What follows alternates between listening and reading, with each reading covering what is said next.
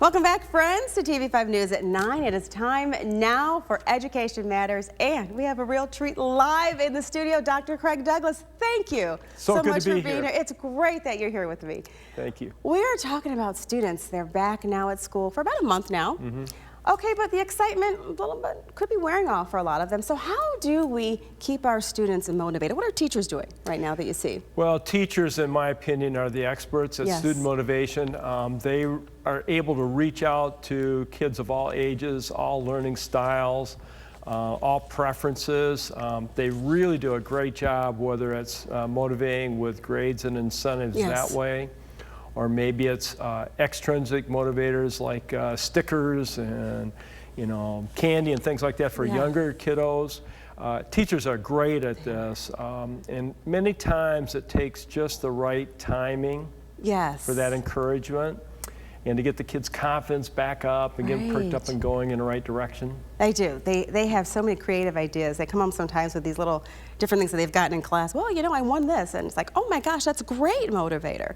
Now, we as parents, we want to keep our kids pumped as well for school. So what can we do to motivate our children? So for this, I went to the web for ideas, and one that jumped out at me, one website talked about appealing to the child's head, heart, and hands.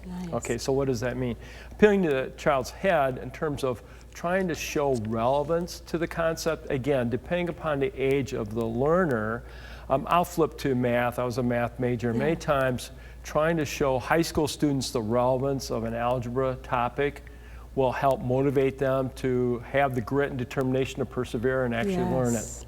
Yes, that makes sense. Appealing to the child's heart, perhaps finding an emotional attachment to the learning. This perhaps is harder to do in mathematics, but certainly you can see that in science with the adventure of discovery and trying to find progress in terms of medical breakthroughs, etc. So, appealing to that emotional appeal and attachment. Hands is easy to understand. Hands-on learning is a great way to reach out to students, especially young learners. They like tactile. They like to feel, they like to have bricks and blocks and things to count and touch and move. And appealing to hands is another. So the head, heart, and hands really resonated for me and would help maybe parents and grandparents reach out to get that light bulb back on and get that motivator back on inside the child. Yeah, Dr. Douglas, a lot of kids are getting back in there. They've been remote. They're back to in-person learning. They may be struggling in school. What are some options to kind of help them get help as well? Number one, encouragement.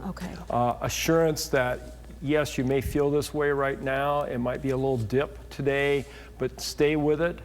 This afternoon's a new opportunity to learn. Tomorrow's a new opportunity to learn. In other words, keep that hopeful attitude, that growth mindset that we've talked about before. I think encouragement's the most important thing.